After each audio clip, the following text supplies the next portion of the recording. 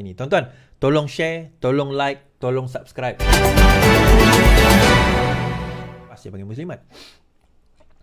PAS dikuasai pemimpin berjiwa takfiri selepas Nik Aziz meninggal. Takfiri maksudnya berjiwa suka mengkafirkan orang lain. Okey, kita baca.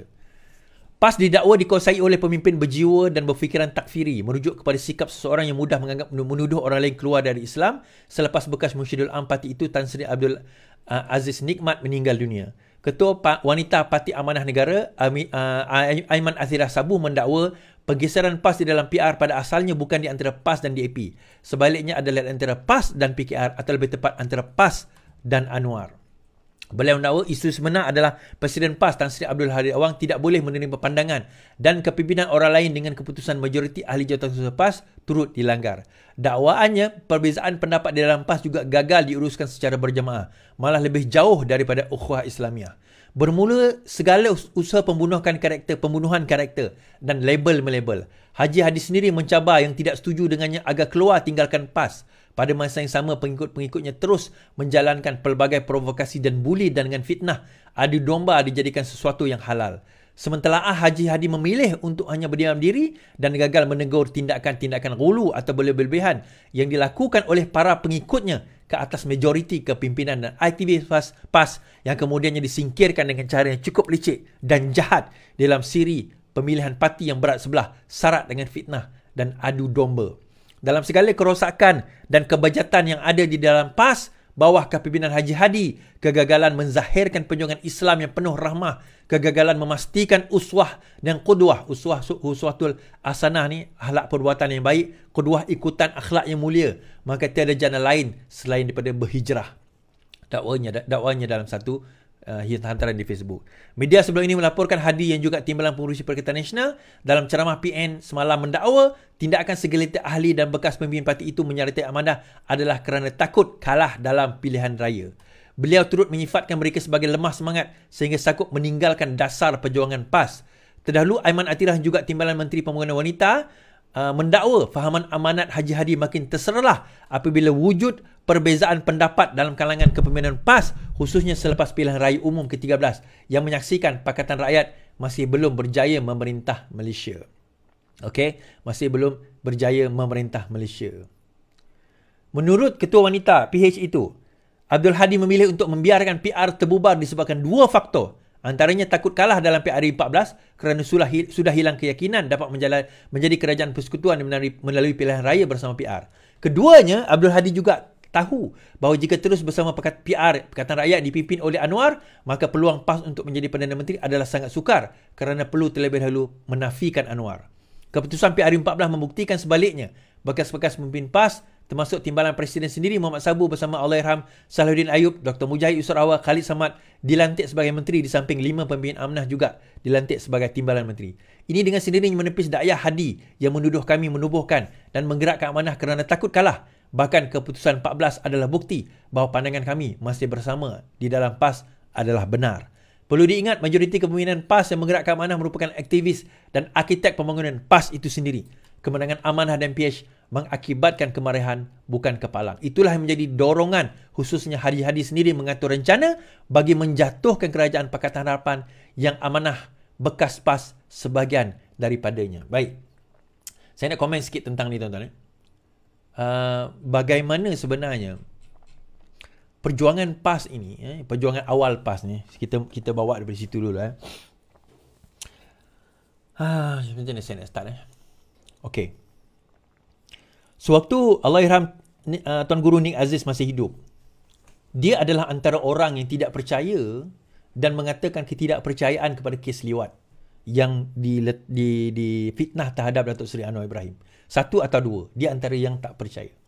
Dan dia mengatakan bahawa memang dia tidak akan percaya kerana perkara itu sememangnya tidak berlaku. Yang itu kisah lain. Tapi dalam masa sama ada satu grup tuan-tuan. Pada tahun 2008, sebaik saja kita menang 5 negeri pada waktu itu, Haji Hadi adalah antara yang pada ketika itu mahu supaya PAS Perak pergi sokong UMNO dan membentuk kerajaan bersama UMNO dan bukannya bersama dengan DAP.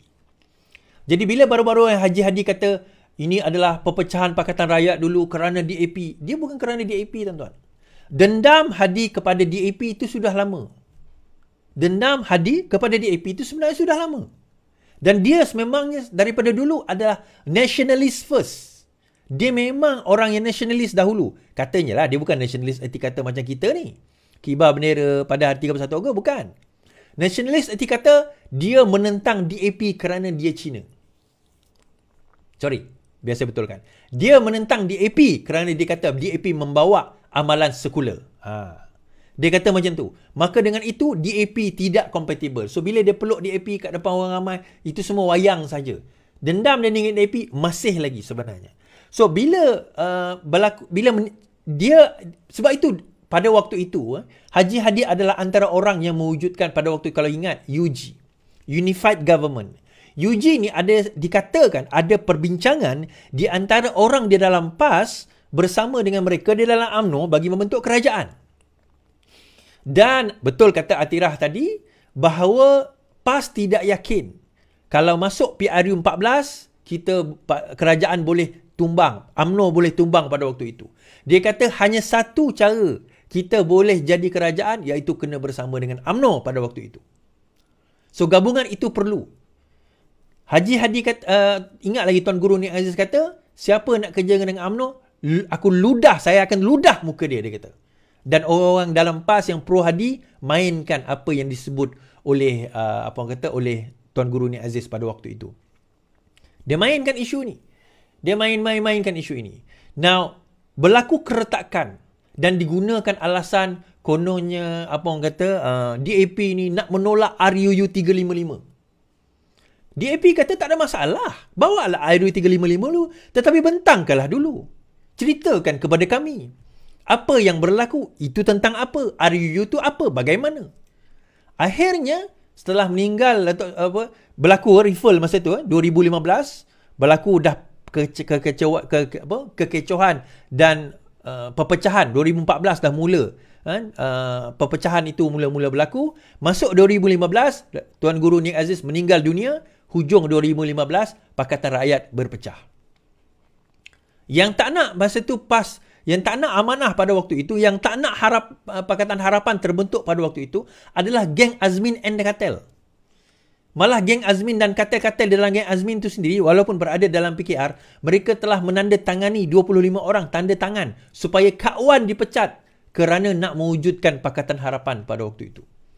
Nasib baiklah Rafizi, masa itu Setiausaha Agong, dia terima surat tu, dia delay kan. Dia tubuhkan Pakatan Harapan, dia tak boleh buat apa. Masuk PRU ke-14 pada tahun 2018.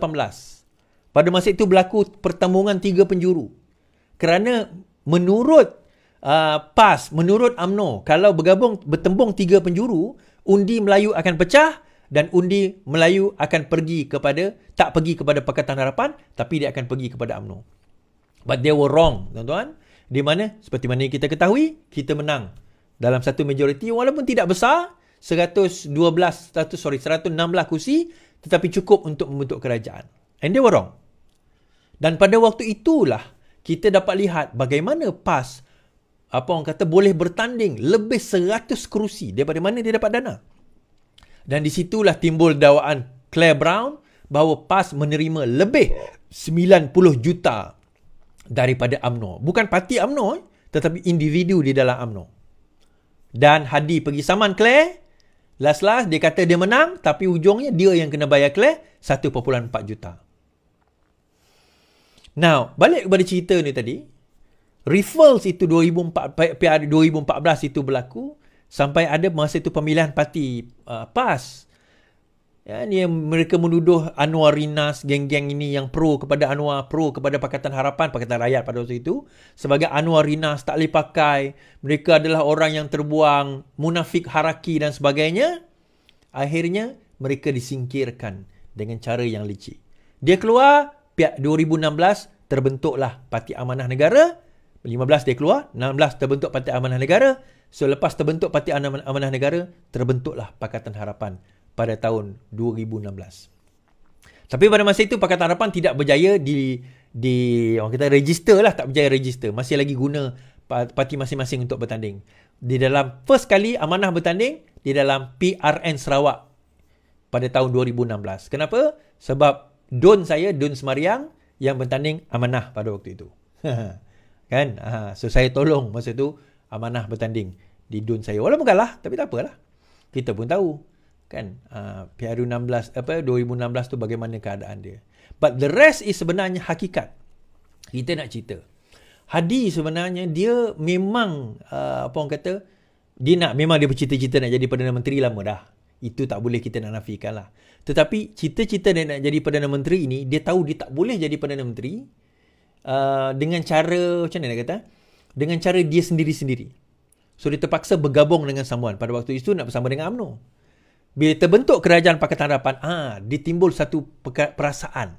Perasaan dia ialah dia dah benci, dah buang golongan-golongan amanah. Arwah Salahuddin, Mat Sabu, Khalid Samad, apa orang kata, Mujahid, yang geng-geng tu semualah, Dr. Zul dan semua dah dibuang daripada PAS.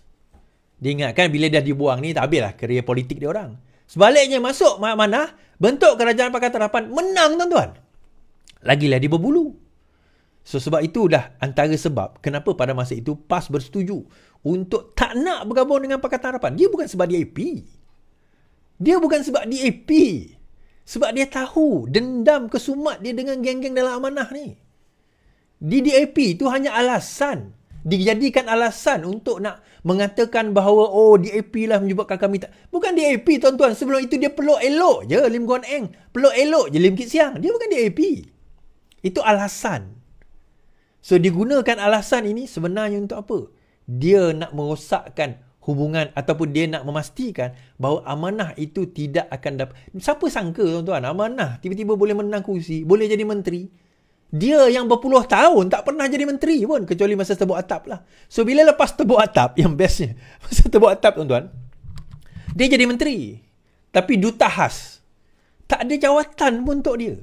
Dan satu perangai Haji Hadi ni tuan-tuan adalah, tahu apa dia? Dia kalau dia nak attack orang, dia takkan attack personal. Dia akan hantar troops dia untuk attack. Dia akan hantar orang-orang dia untuk attack. Dia akan duduk diam. Dia akan tengok mereka berkelahi sesama sendiri. Itu style dia daripada dulu. Style daripada dulu. Tapi baru-baru ini nampaknya orang yang dia boleh harap tu ramai dah keluar. Ramai dah keluar. Kan? So, hari ini, Hadi buat satu ucapan semalam. Dia buat satu ucapan. Kan? Dia buat satu ucapan di Johor lah. Ceramah di Johor kan. Tak tahulah dia ni mungkin tak tahulah boleh ke tak boleh ke apa kan. Dia ada sesamuan mengulas kes, kita baca lah Kita baca ni. Kapal terbang pergi haji pun ciptaan manusia, Hadi. Presiden PAS Abdul Hadi menggunakan analogi perjalanan ke Mekah menaiki kapal terbang ciptaan manusia yang menurutnya mesti digunakan untuk menegak agama. Abdul Hadi berkata demikian sebagai mengulas kenyataan Mufti Pulau Pinang Wan Salim Wan Muhammad yang berhujah bahawa konsep parti Islam adalah ciptaan manusia dan oleh itu umat Islam tidak dipaksa untuk memberi sokongan. Ada ciptaan manusia yang mesti digunakan untuk agama, macam kapal terbang yang digunakan untuk pergi haji. Nak pergi Mekah pun kena naik kapal terbang. Itu manusia bukan jalan kaki. Parti ini ciptaan manusia tetapi untuk menegakkan agama dan bangsa, kata Hadi. Baik, saya nak ulas. Saya malah nak baca yang bawah-bawah tu lah. Saya nak ulas benda ni tuan-tuan. Kalau kita bercerita nak menegakkan bangsa dan agama, tak perlu parti itu tulis Islam. Tak perlu. Tak perlu parti itu tulis Melayu, Cina, India, Bidayuh, Iban, Dayak. Tak perlu. Sebenarnya dia bukan pada nama. Dia pada apa yang you punya action. It is not about perkataan itu. Tetapi action you buat apa?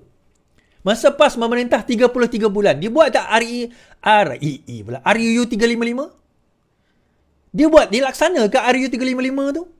Dia amend ke RUU 355 tu? Apa yang dia buat 33 bulan? Oh, nanti DAP akan menentang. Tak, kamu majoriti. Semua majoriti di dalam parti kamu dan juga parti yang bergabung dengan kamu orang Melayu. So apa alasan yang kamu guna? Tak langsung tak keluar. Perkataan RUU 355 tu langsung tak keluar tuan-tuan. Apa yang kamu buat untuk selesaikan masalah air di Kelantan? Apa yang kamu buat untuk selesaikan masalah infrastruktur di Kelantan, di Kedah umpamanya? Kamu gagal menggunakan kesempatan 33 bulan itu untuk menyelesaikan masalah paling asas dalam negeri-negeri kamu sendiri. Tapi apa yang kamu buat dalam masa tempoh 33 bulan itu? Kamu semai kebencian. Kamu semai kebencian. Kamu pastikan bahawa rakyat ini termakan dengan kebencian-kebencian kamu. Kamu gunakan dana untuk menyemaikan kebencian tersebut. Saya nak cerita begini tuan-tuan. Tidak ada parti yang boleh claim dia bawa Islam. Tak boleh. Tidak ada. Tidak wujud. PAS pun tak boleh kata dia bawa Islam. Semua parti boleh bawa Islam. Semua parti boleh bawa Islam. Termasuk DAP. Termasuk Gerakan. Termasuk SPDP. Termasuk Parti Bangsa Dayak Sarawak. Dia bukan nama. Dia polisi. Perbuatan. Dalam Islam apa yang dia nak tuntut tuan-tuan kepada pentadbiran? Pentadbiran ni dia tuntut apa? Keadilan. Adil ke? Adil ke Perdana Menteri di kita sekarang apabila beliau mewujudkan gaji progresif, merapatkan jurang di antara kaya dan miskin, menarik pelaburan keluar daripada luar, memastikan kestabilan ekonomi, memastikan pelabur itu datang. Adil ke? Itulah keadilan. Sebab itu kita kata dalam maqasidul syariah, dalam objektif of syariah, objektif syariah ni untuk apa? Objektif syariah ni apa dia? Islam ni membawa objektif apa? Menjaga agama, menjaga akal, menjaga keturunan, menjaga harta benda, menjaga apa orang kata keadilan. Itu antara perkara yang nak dijaga oleh pentadbiran Islam yang sepatutnya. Tetapi ini tidak dimeterikan. Saya bagi contoh baru-baru ni lah tuan-tuan. Kanun jenayah hudud Kelantan dicabar oleh seorang oleh seorang lawyer Islam, Erin, yang itu dipertikaikan. Ada orang bertikaikan, inilah dia orang yang nak menentang hudud Islam. Tuan-tuan, itu bukan hudud Islam, itu hudud PAS. Sesiapa boleh nak mencabar hudud tersebut. Saya tak ada isu sebenarnya untuk cabar. Dia bukan ayat Quran. Dia adalah perkataan yang disusun oleh manusia. Sesiapa pun boleh cabar. Boleh challenge. Kalau sekiranya kita kata tak boleh dicabar, maka benda itu tidak boleh dibahaskan di dalam Dewan Undangan Negeri. Jadi apa guna kita jadi negara demokrasi kalau buat undang-undang tak boleh dicabar? Kita nak jadi negara apa? Akhirnya benda itu kalau nak dilaksana pun kena dibawa ke dalam Dewan Undangan Negeri untuk dibahaskan. Perbahasan bermaksudnya ada pencabaran. Banyak perkara di dalam hudud Kelantan itu sebenarnya on itself adalah contradictory. Saya tak nak go into detail lah. Boleh tengok Ustaz Wanji antara yang membahaskan tentang perkara ini. Sebab dia adalah salah seorang panel dahulu yang mengkritik pada waktu itu tentang hudud Kelantan PAS. Enactment hudud Kelantan PAS pada waktu itu. Poinnya adalah semua perkara, ini bukan saya kata, ini Imam Malik kata, semua kata-kata, semua pendapat, walaupun dia letak perkataan Islam di situ, boleh kita pertikaikan, boleh kita bantah, boleh kita lawan, kecuali kata-kata Allah dan Rasul. Selain daripada itu, Hadi Awang ke, Iswardi Morni ke, Anwar Ibrahim ke, sesiapa pun kita boleh bantah, bangkang dengan lunas dan kaedah yang betul. Selain daripada itu, kita boleh buat. Otherwise, buat apa kita ada negara demokrasi, tuan-tuan? Baik kita ada negara teokratik je. Atau negara monark yang total, sebagaimana zaman-zaman khalifah dahulu.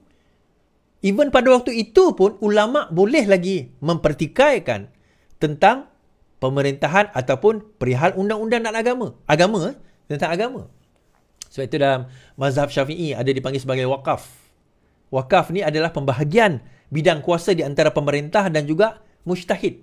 Di mana mujtahid boleh, kalau kita lihat pada waktu itu, bincang tentang agama, tetapi pentadbiran diletakkan kepada pemerintah. Dan pemerintah boleh dikritik oleh ulama'.